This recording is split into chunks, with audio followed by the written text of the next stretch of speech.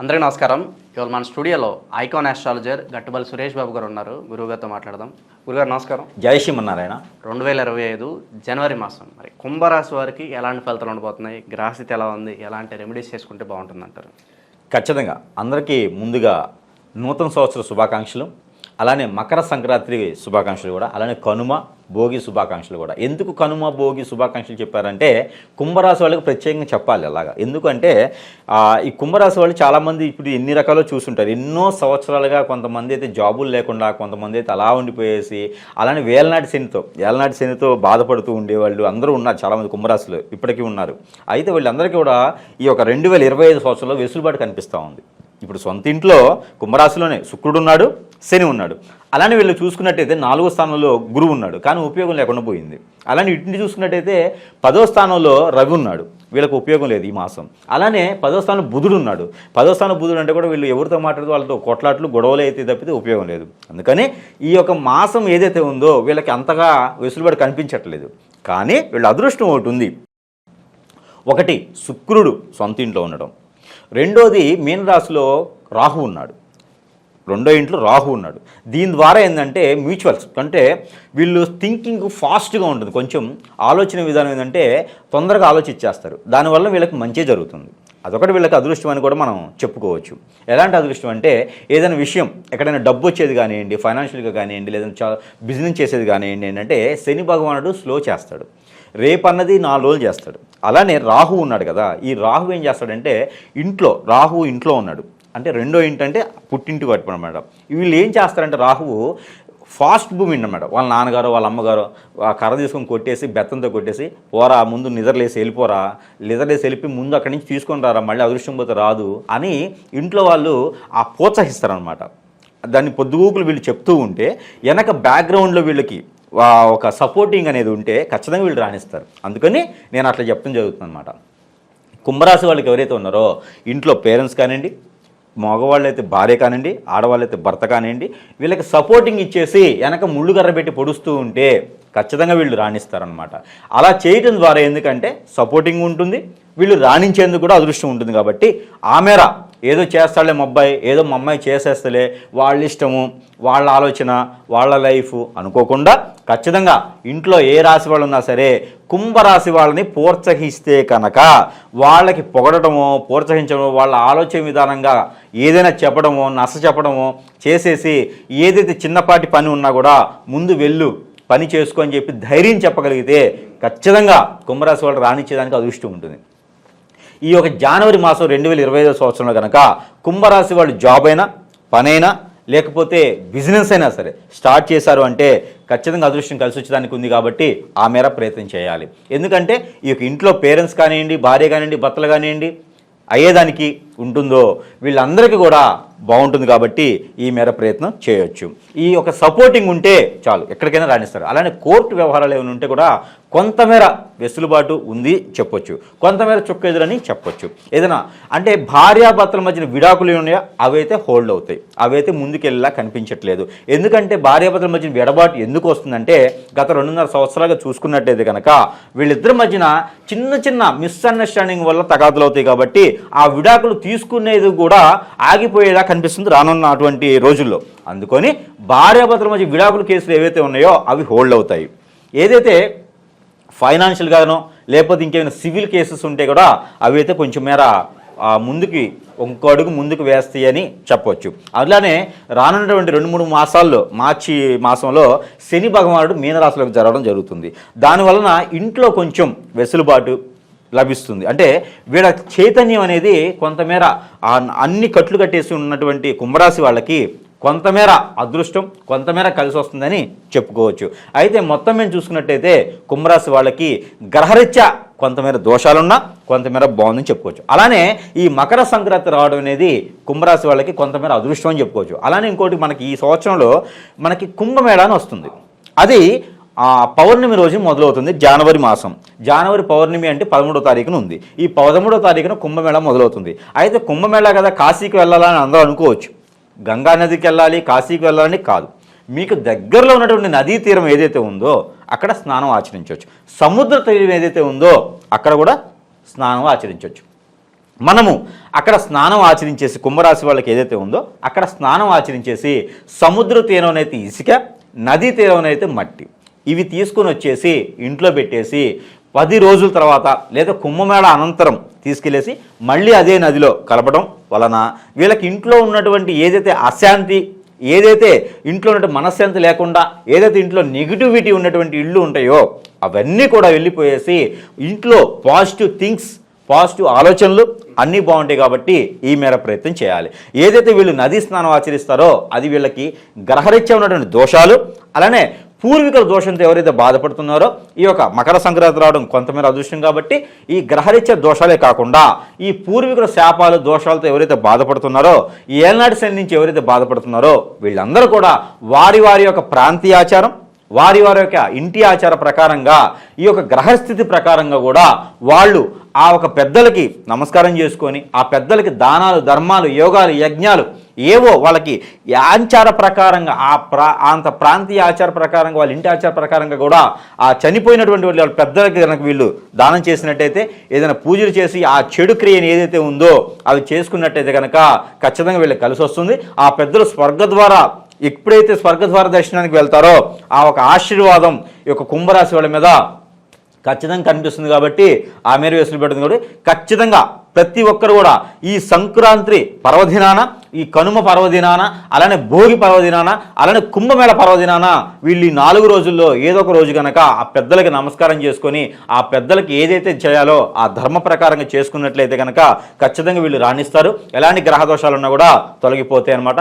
లేదు ఆ 4 రోజులు కనుక వీళ్ళకి కుదరలేదనుకుంటే ఇంకొంచెం పొడిగించుకొని అమావాస్య లోపైనా సరే, జనవరి మాసం అమావాస్య అంటే 31 తారీఖు ఉన్న 30 తారీఖు ఉన్నది, ఆ మాసం వరకు కూడా, మాసం చివరి వరకు కూడా ఇలాంటి దానాలు చేసినట్టయితే ఆ పెద్దలకు నమస్కారం చేసినట్టయితే మంచి ఫలితం కనిపిస్తూ ఉంది.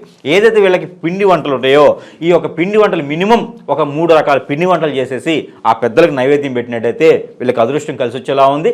గ్రహరీత్యా దోషాలు కూడా తొలగిపోతాయి. ఏదైతే వీళ్ళకి కలత్ర దోషం, శుక్ర దోషం ఏదైతే ఉందో ఈ శుక్ర దోషము కుంభరాశిలో ఉండడం వలన ఈ శుక్రదోషం కనిపిస్తుంది. కాబట్టి ఎవరైతే జీడిపప్పు అని ఉంటాయి, మనకి జీడిపప్పు ఉంటాయి, ఈ జీడిపప్పు కనుక 1 కిలో పావు లేదా 3/4 కిలో అంటే 750 గ్రాముల నుంచి కిలో పావు, 1 కిలో పావు కిలో అనమాట, కిలో పావు, వీటిని కనుక ఏదైనా బ్రాహ్మణుడు సమర్పించినా లేదా శుక్రగ్రహం ఏదైనా ఆలయాల్లో మండపం ఉంటుంది, గ్రహాల మండపం, నవగ్రహ మండపం ఉంటుంది, అక్కడ శుక్రుని గ్రహం ఉంటుంది.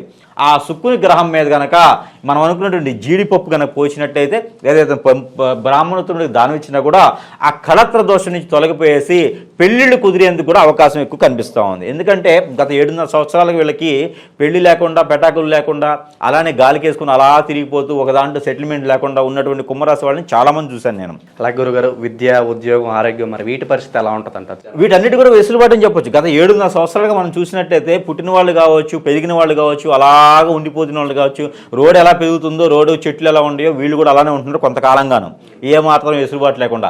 అలాంటి వాళ్ళందరికీ జనవరి మాసం నుంచి వెసులుబాటు కనిపిస్తూ ఉంది.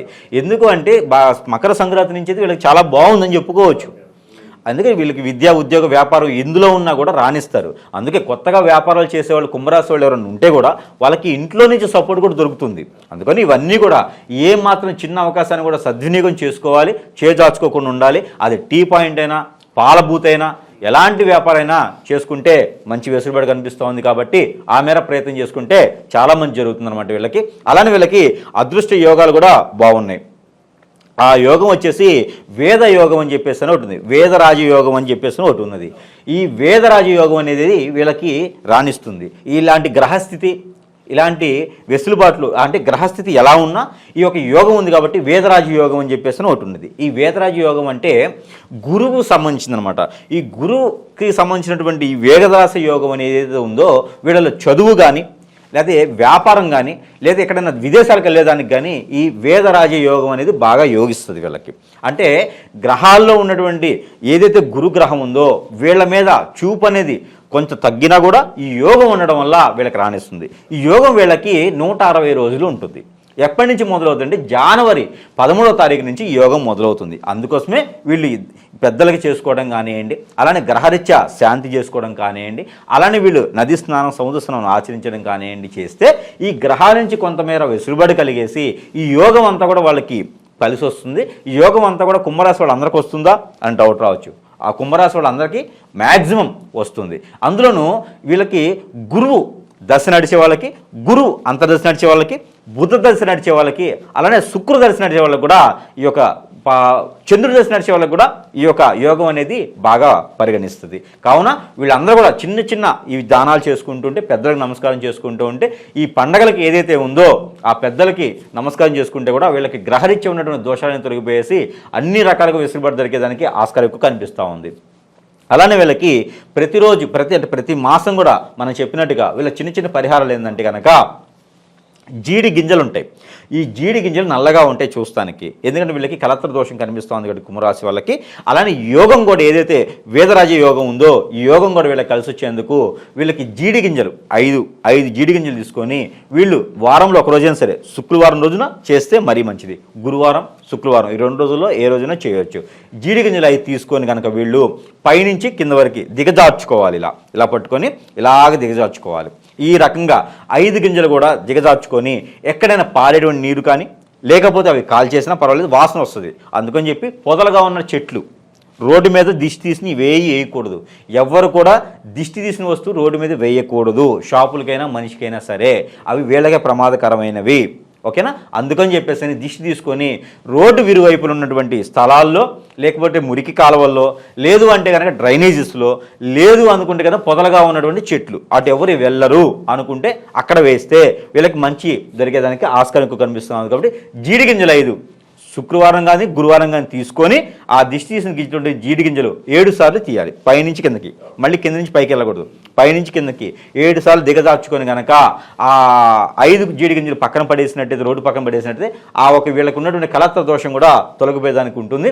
అలానే మనకి శివాలయాల్లో కానివ్వండి, విష్ణు ఆలయాల్లో కానివ్వండి, పులిహోర ఏదైనా ఒక వారం రోజున బుధవారం కానివ్వండి, గురువారం కానివ్వండి 1 కిలో బియ్యంతో చేసినటువంటి పులిహోర ఏదైతే ఉందో ఇది నైవేద్యంగా సమర్పించుకున్నట్టయితే కనుక ఖచ్చితంగా వీళ్ళకు ఉన్నటువంటి ఆర్థిక సమస్యలు ఏవైతే ఉన్నాయో, ఆర్థిక సమస్యలతో కొట్టుమిట్లాడుతున్నటువంటి కుంభరాశి వాళ్ళు ఎవరైతే ఉంటే కూడా 2025 సంవత్సరంలో ఆర్థిక సమస్యలు అన్నీ కూడా కోల్పోయేలాగా ఉండాలని పులిహోర ఇది ప్రతి నెలా చేసుకోవచ్చు. వీళ్ళు ఈ రెమెడీ అయితే ఈ 12 మాసాలు చేసుకోవచ్చు. ఇది పులిహోర అనేది బుధవారం కానీ గురువారం కానీ వీళ్ళు నైవేద్యం సమర్పించేటప్పుడు విష్ణు ఆలయాలు, శివాలయాలు, అమ్మవారి ఆలయాలు ఎక్కడైనా సరే ఈ పులిహోర నైవేద్యంగా సమర్పించినట్లయితే మినిమం 1.5 కిలో బియ్యంతో చేసినటువంటి పులిహోరను సమర్పించినట్లయితే వీళ్ళకి ఎన్ని గ్రహాల నుంచి ఉన్నటువంటి చెడు అనుభవం కూడా తొలగిపోయేసి అదృష్టవంతులు అయ్యేదానికి ఈ చిన్న పరిహారం సరిపోతుంది. అలానే గ్రహరీత్యా ఉన్నటువంటి దోషాలన్నీ తొలగిపోయేసి ఇవన్నీ కూడా ఒక మాసం కుదరకపోయినా, ఒక వారం కుదరకపోయినా ఇబ్బంది లేకుండా మనం కూడా గ్రహరీత్యా ఉన్నటువంటి నెంబర్లు ఇస్తాం కాబట్టి ఆ నెంబర్ కూడా వీళ్ళు